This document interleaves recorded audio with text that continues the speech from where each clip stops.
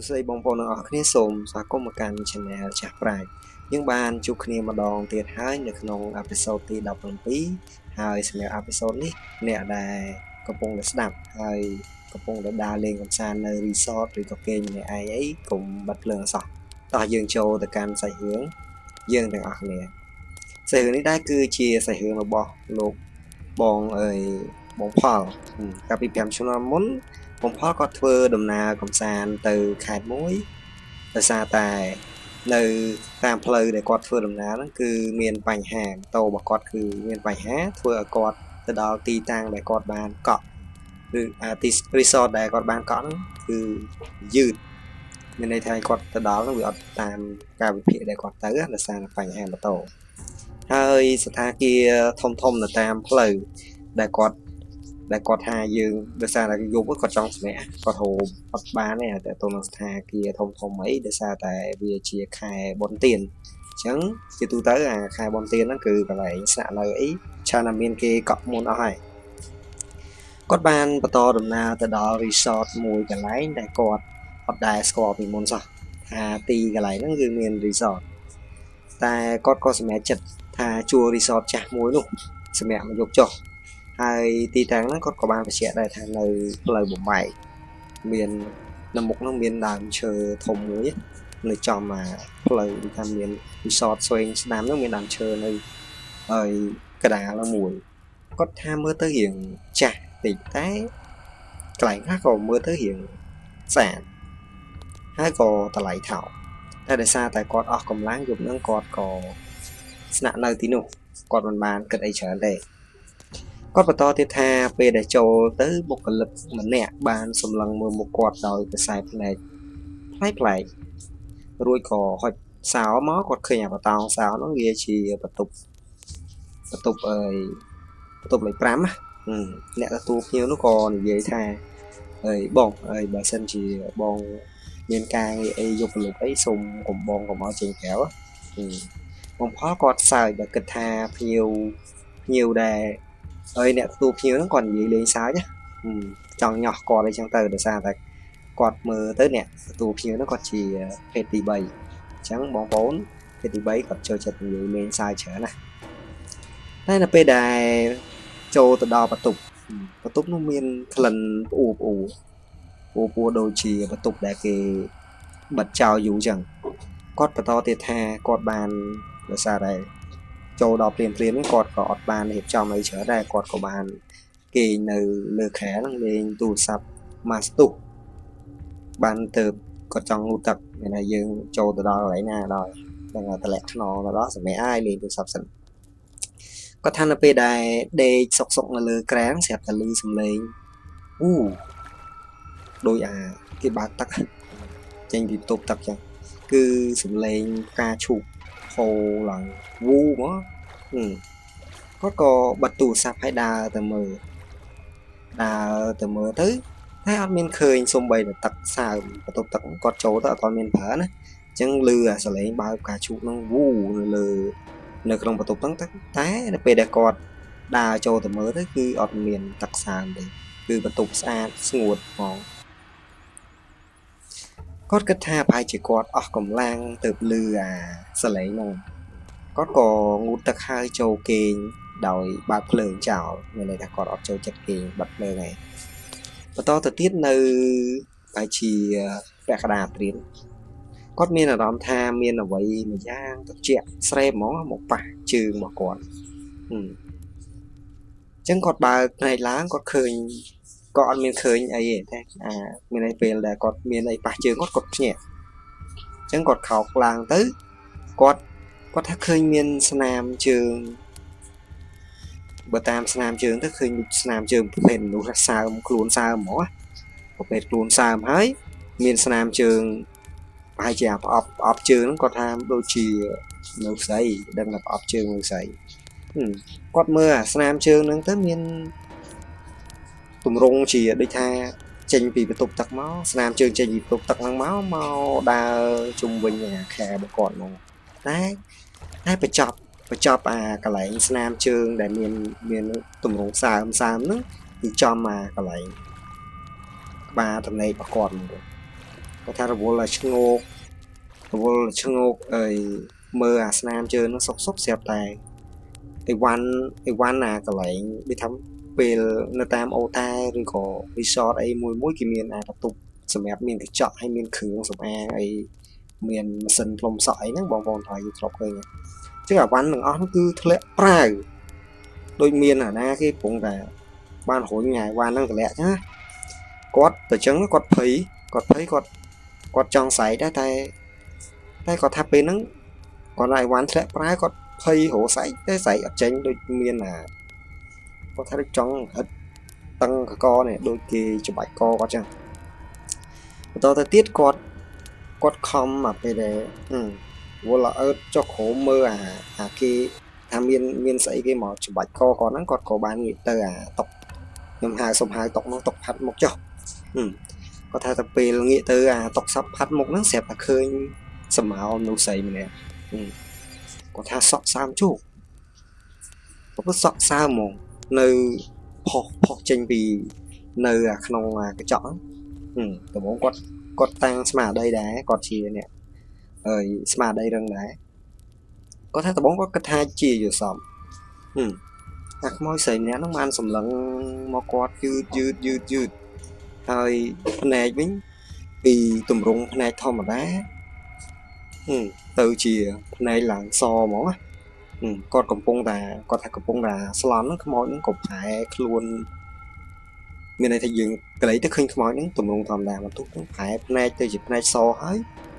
ប្រែខ្លួនទៅជាហើមរលួយដូចអាខ្មោចលងទឹកហ្នឹងចឹងហើយបាត់ចេញពីអាកញ្ចក់ហ្នឹងហ្មងគាត់ក៏អត់សូវស្រួលខ្លួនគាត់សូវស្រួលខ្លួនហើយគិតថាជុំបើសិនជាគាត់ថាពេលហ្នឹងសពិចសពិលមែនតើអត់ដឹងថាតើវាជាយល់សពឬមែនតើណាគាត់អត់ពោះតែករបស់គាត់ណាតឹងតមានអារម្មណ៍ថាអត់សូវស្រួលពេលដែលគាត់ភ្ញាក់ព្រឺតដឹងរៀងមានបាត់អ្នកស្រីនឹងចេញពីកញ្ចក់ហ្នឹងទៅគាត់ដឹងថាអូកន្លែងទៅឃើញអាស្នាមទឹកហ្នឹងនៅតែដដែលហើយបន្ទប់ទឹកវិញឮសលេងឈូឆរ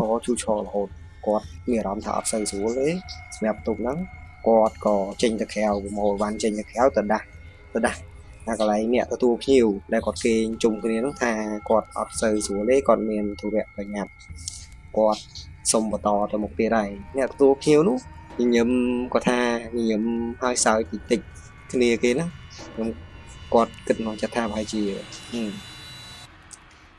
អាចនឹងអ្នកទទួលភ្ញៀវហ្នឹងគាត់ដឹងថាកន្លែងហ្នឹងអត់សូវស្រួលទេអញ្ចឹងគាត់ក៏គាត់បានសួរនាំដែរព្រោះដឹងថាយើងនឹងជួបខ្មោចហ្នឹងហើយអញ្ចឹងគាត់ថាតាំងពីពេលហ្នឹងមកគាត់រៀងចាលនឹងស្នាក់នៅកន្លែងដែលគាត់អត់ស្គាល់ឬក៏គាត់បានកក់ទុកមុនហ្នឹងព្រោះជាទូទៅពួកយើងទៅនៅណាគឺយើងសិតតែមើលទីតាំងច្បាស់លាស់ហើយនឹងកក់ទុកមុនហ្នឹងត្រូវអត់អញ្ចឹងគាត់ទុកជាមេរៀនរបស់គាត់ហើយចូលអ្នកដែលកំពុងតែស្ដាប់ដឹងថាទីតាំងគាត់នៅណាអត់ព្រោះគាត់បានបញ្ជាក់ដែរថាទីតាំងដែល resort ហ្នឹងគឺអា resort មកបន្ទប់ហ្នឹងវាមាននៅសងខាងពេលដែលយើងចូលទៅយើងនឹងឃើញដើមឈើធំមួយ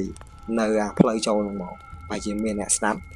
អ្នកដែលកំពុងស្ដាប់មកបើជាអាចនឹងស្គាល់ទីតាំងហ្នឹងហើយតែសម្រាប់ខ្ញុំគាត់បានប្រាប់ខ្ញុំដែរខ្ញុំស្គាល់ហើយទីតាំងតែយើងអាចលើកមកទីតាំងហ្នឹងមកបង្ហាញបានទេហើយសម្រាប់រឿងសាច់រឿងរបស់គាត់គឺមានតែប៉ុណ្្នឹងទេខ្ញុំក៏មានសាច់រឿងមួយទៀតតាក់ទងទៅនឹងអាងទឹកដែរតោះយើងចូលទៅកាន់សាច់រឿងទី2ទាំងអស់គ្នាតាក់ទងនឹងសាច់រឿងទី2នេះខ្ញុំចូលសាច់រឿងរបស់គាត់មកគាត់ថាគាត់ស្នាក់នៅផ្ទះជួលមួយកន្លែងនៅឯជីក្រុងមើលទៅបន្ទប់ធម្មតាมันមានអ្វីប្លែកទេតែមានអាងក្នុងបន្ទប់ហ្នឹងមានអាងប្រភេទយើងងូទឹកអាប្រភេទយើងបើកទឹកចោលយើងចូលទៅត្រាំទឹកអីនៅក្នុងបន្ទប់ហ្នឹងអាងនោះវារៀងចាស់ដែរហើយមានស្នាមខ្មៅគាត់ថាគាត់ចូលទៅវាជាយាមជូតទេមុននឹងបើកទឹកគាត់ធ្លាប់ប្រើអាហ្នឹងដែរដូចជាសភាពដូចជាមិនដែលមានអាគេប្រើហ្មងអាងចឹងយប់ដំបូងដែលគាត់ស្នាក់នៅហ្នឹងគាត់គេងនៅលើខែធម្មតាគាត់ឮសលេងទឹក ទឹកដូចហៀដែលបើកទឹកដាក់ធុងឬក៏អីមួយហៀទឹកធ្លាក់មកច្រាវគាត់គិតថាប្រហែលជាអាចនឹងក្បាលទៅយកបែកផ្នែកណាមួយឲ្យលឺចេញគាត់ក៏ធ្វើធម្មតាគាត់ក៏បានចូលទៅមើលតែសភាពដូចសាច់រឿងទី1ដែរចូលទៅដល់គឺស្ងួតច្រើនអត់មានទឹកអីសោះគាត់មិនគិតច្រើនទេគាត់គិតថាវាអាចនឹងនឿយហត់អីចឹងដូចយើងដើរលេងយើងដើរច្រើនអីគឺថាយើងអាចនឿយហត់យើងអត់បានអារម្មណ៍យើងសើមួយជាលឺអីប្រេះប្រាស់អញ្ចឹងទៅគាត់ក៏ត្រឡប់ចូលទៅគេងវិញទៅហើយសម្រាប់យប់បន្ទាប់សលេងនោះក៏បានលឺម្ដងទៀតតែគាត់ថាលឺខ្លាំងជាងមុនមកលឺដូចជាទឹកយូរមកប្រាវច្រាវដូចណាហើយសលេងពេលច្រាវហ្នឹងមានសលេងផ្សេងទៀតមានណាគេនៅពងតលេងក្នុងទឹកអាងហ្នឹងដែលមានមនុស្សចូលហើយយើងក៏វាដៃវាជឿសលេងគឺសលេងបែបហ្នឹងគាត់ចាប់ផ្ដើមមានអារម្មណ៍ថាចម្លែកតែនៅតែគាត់ក្លាហាននៅតែមើលបើខ្ញុំអត់ហ៊ានមើលទេសលេងមួយដង2ដង3ដងចឹងហើយតែនៅពេលដែលបើកទ្វារឡាននោះគាត់ថាឃើញតទេទៀត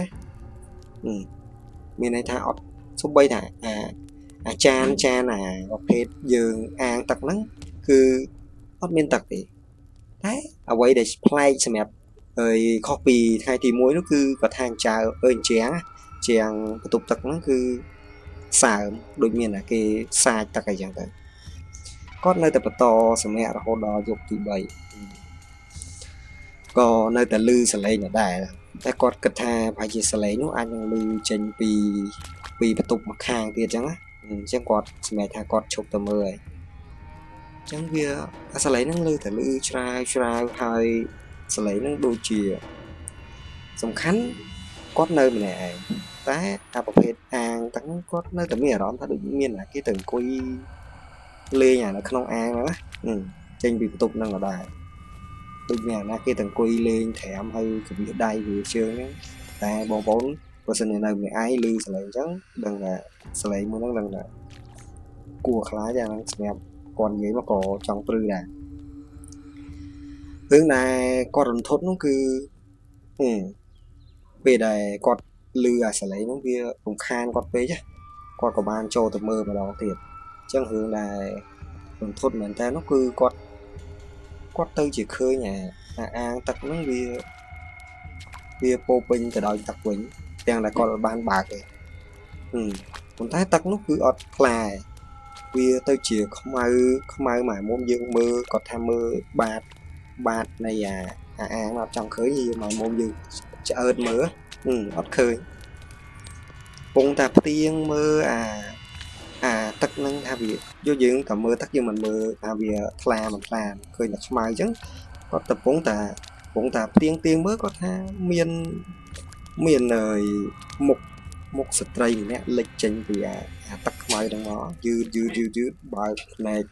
ធំមើលមកគាត់ថាពេលងើបពុកមកហ្នឹងគឺសក់វិញមិនដែលពេញអាផ្ទៃហ្នឹងហ្មង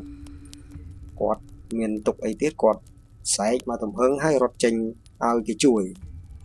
គាត់ថាគាត់ឃើញទស្សនភាពបែបហ្នឹងហើយគាត់អត់ហ៊ានចូលមកប្រមូលអីវ៉ាន់ហ្នឹងផងអីវ៉ាន់ហ្នឹងគឺគាត់ពឹងឲ្យអ្នកទទួលភ្ញៀវចូលយកអីវ៉ាន់របស់គាត់ចេញមកក្រៅគាត់ចេញមកហើយបើអ្នកទាំងអស់គ្នានៅម្នាក់ឯងហើយឮអាសលេងចេញពីដូចថាយើងក៏ដើរលេងណាហើយឮសលេងចេញពីទឹកបន្ទប់ទឹកគ្រប់អីហ្នឹងតើអ្នកទាំងអស់គ្នាហ៊ានចូលមើលអត់អ្នកពងសពហ៊ានចូលមើលអត់សម្រាប់ខ្ញុំគឺប្រហែលជាអត់ទេខ្ញុំប្រហែលជាចេញហើយសម្រាប់សាច់រឿងបងស្រីគឺគាត់មានតែប៉ុណ្្នឹងទេអរគុណសម្រាប់ការស្ដាប់រឿងទាំងអស់នេះគុណដល់បងប្អូនខ្លាំងមែនទែនហើយសម្រាប់អេពីសូតទី17នេះខ្ញុំមានអារម្មណ៍ថាគួររៀងខ្លាចដែរដោយសារតែខ្ញុំជាអ្នកចូលចិត្តគេញ៉ាំត្រាំទឹកអាងដែរទៅពេលដើរលេងជាមួយក្រុមការងារឬមិត្តភ័ក្តិហើយសង្ឃឹមថាបងប្អូននឹងចូលចិត្តសាច់រឿងមួយនេះអរគុណសម្រាប់ការទស្សនាហើយមួយវិញទៀតបងប្អូនដែលមានសាច់រឿងចង់ចែករំលែកមកកាន់ចាស់ប្រាជ្ញអាចតាក់ទងមកកាន់ Telegram យើងបានពួកយើងដាក់នៅក្នុង description ហ្នឹងកូន ហើយក៏សង្ឃឹមថាបងប្អូននៅតែបន្តជួយចុច like subscribe comment ការចូលរួមរបស់បងប្អូនគឺជួយខាងចាស់ប្រាជ្ញខ្លាំងមែនតើសម្រាប់ខ្ញុំមានតែប៉ុណ្្នឹងទេសម្រាប់ថ្ងៃនេះពីចាស់ប្រាជ្ញអរគុណជួបគ្នានៅអេពីសូតក្រោយទៀត